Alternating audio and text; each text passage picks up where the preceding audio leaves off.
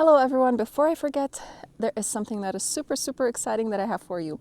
I have created a bulb planting calendar and it's absolutely free and you can grab it right now. I will put a link for it in the comment section down below, so go ahead and grab it. This bulb planting calendar includes bloom time, bloom duration. It also has the water needs for each bulb. There are different varieties of bulbs that are included in there. It also has whether they're deer resistant or not, the hardiness zone, and all sorts of information that you are going to need when you are choosing your bulbs to plant in your garden. And this will take all the guessing out from, oh, when do I plant this bulb, and oh, how do I water this bulb, how do I fertilize this bulb. All these things are available for you in this bulb planting calendar. It also has beautiful pictures in there, and it has how the bulbs look like, and where are the shoots, where are the roots. All the information is right there for you, so go ahead and grab it right now. The link is going to be in the comment section below. I'm also going to include it in the description box below. So I have created this exclusively for you guys because this is something that I have wanted for myself, just to take the guesswork out of it, and I have put in the work so that you don't have to guess. Woo!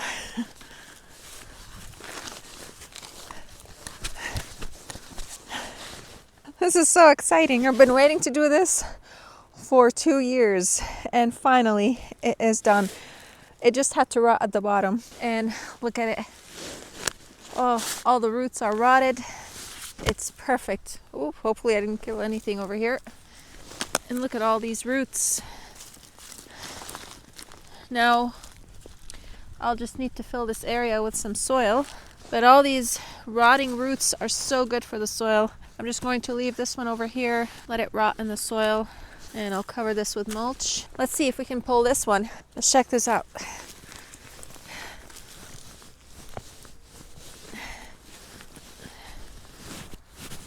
Nope, this one is still solid in there.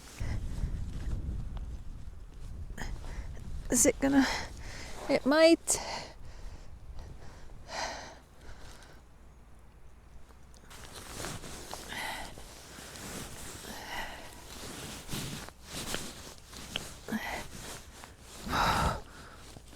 I got it.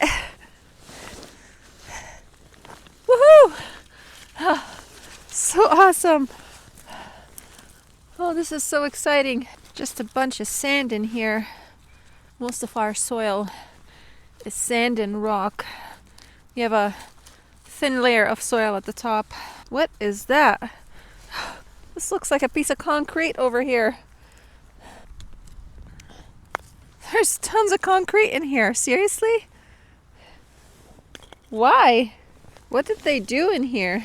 Little worm. There.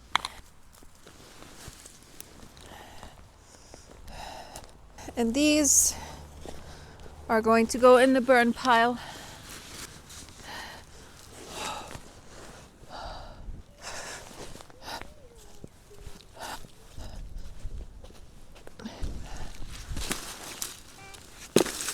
Doesn't it look so much better right now? Ah, it feels so good to have those out of there.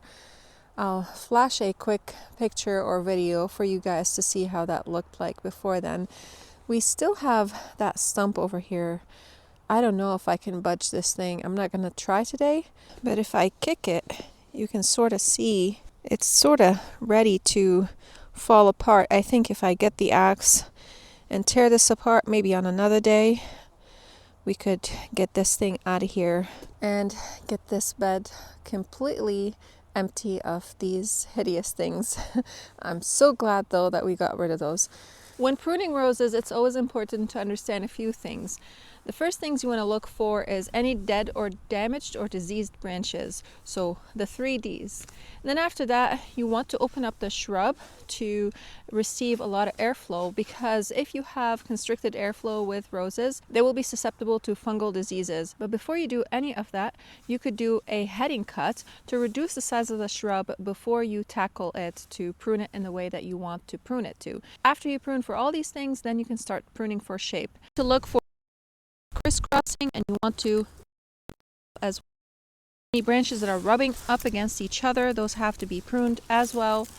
Now these shrubs are not that big, so I don't have to worry about heading them before I start pruning them. But if you have really large shrubs, it's a lot easier to tackle them if you head them first. That means prune off the overgrowth and then start tackling all the other things that you have to prune about them.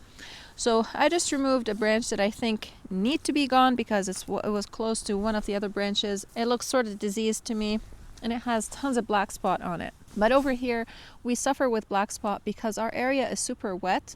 We get a lot of rain and it's pretty humid in the summer. We don't really have that much of a dry season. Also, any branches that are heading towards the inside of the shrub, you want to prune these off as well so that they don't constrict the airflow.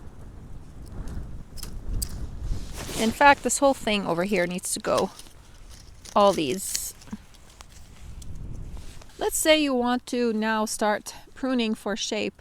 What you want to look for is a bud eye, or a place where you have a leaf node where the branches are going to branch out from. I can see over here a few of them, and I want to decide which one should I cut it above. So you want to make your cut above those leaf nodes or the bud eyes where the branches are going to branch out from. To make that decision, you want to look for the ones that are facing outwards, away from the inside of the shrub.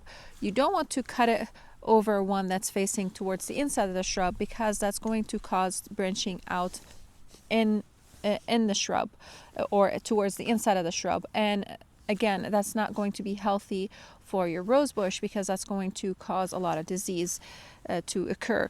So we want to look for that bud that's facing out. So I have one right here facing outwards, and I'm going to make my cut right above it, making sure that I'm not going to injure that bud so that it can actually branch out for me.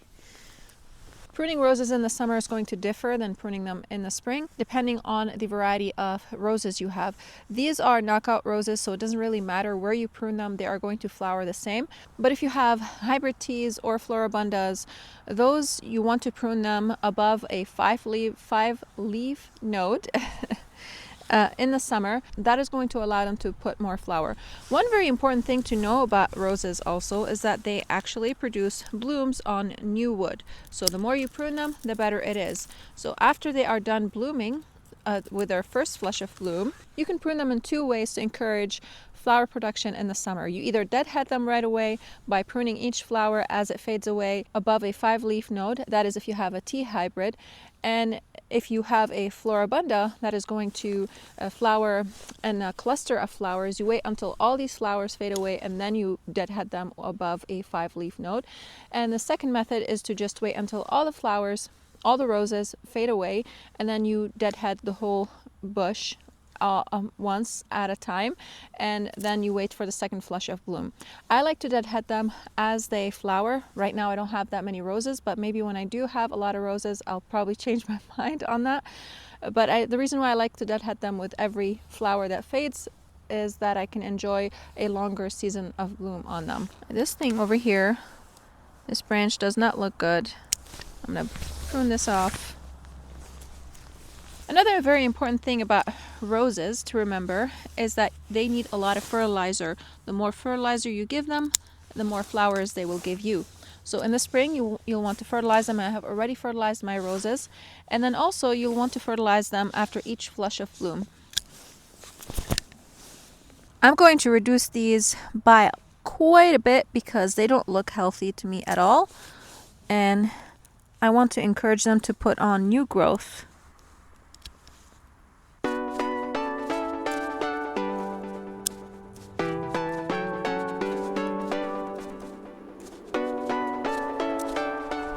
You can see this one I pruned way back, and I'm going to do the same to all of them because, as I have said, they don't look healthy to me at all.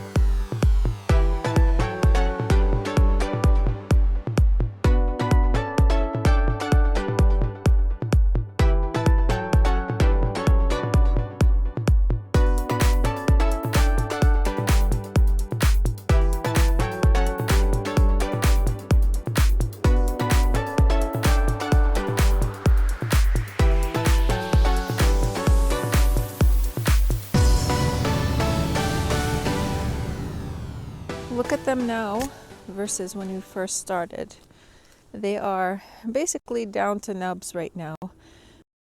This is so much better for them.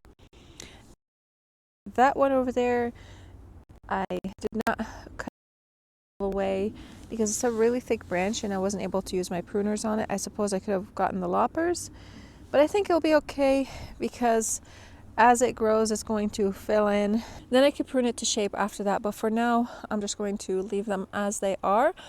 And again, they're already fertilized. So right now, let's go ahead and go to the flower bed that's right under our deck, and get the roses over there pruned. So we are right now in front of the flower bed where we are going to be working at, and I have a rose right there that we are going to tackle. So when you are moving from rose to rose and pruning them, you want to clean your shears so that you don't transfer disease from one rose bush to another.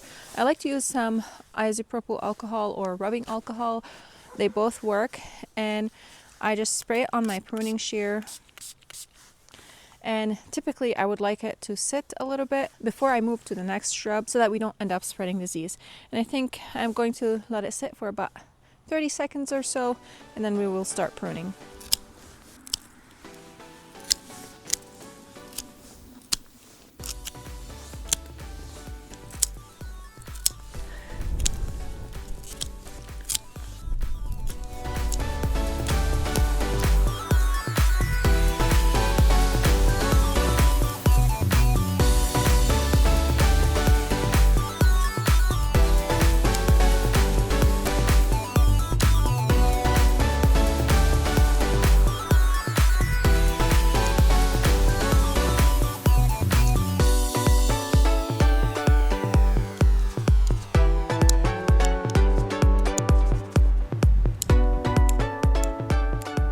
The roses are all pruned, so now let's dig the hydrangea up.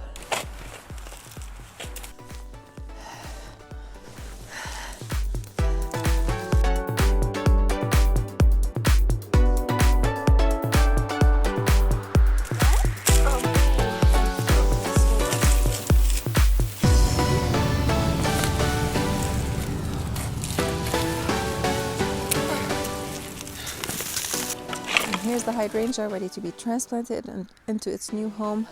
I also almost broke the shovel while trying to transplant it.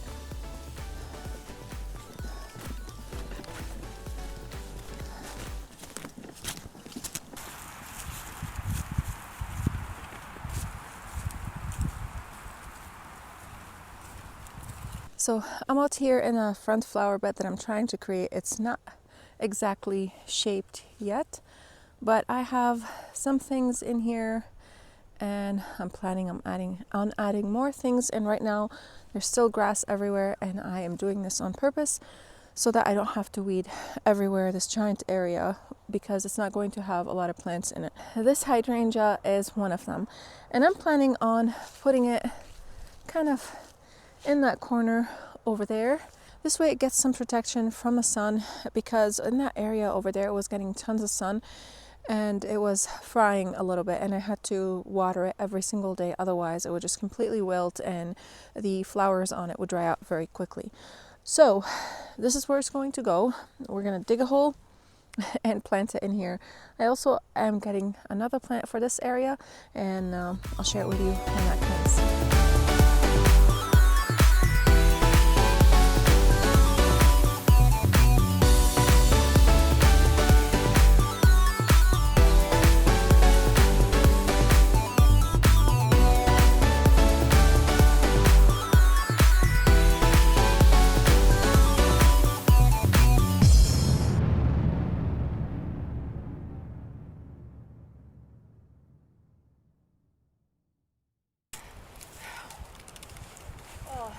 I need to now step back and look at it.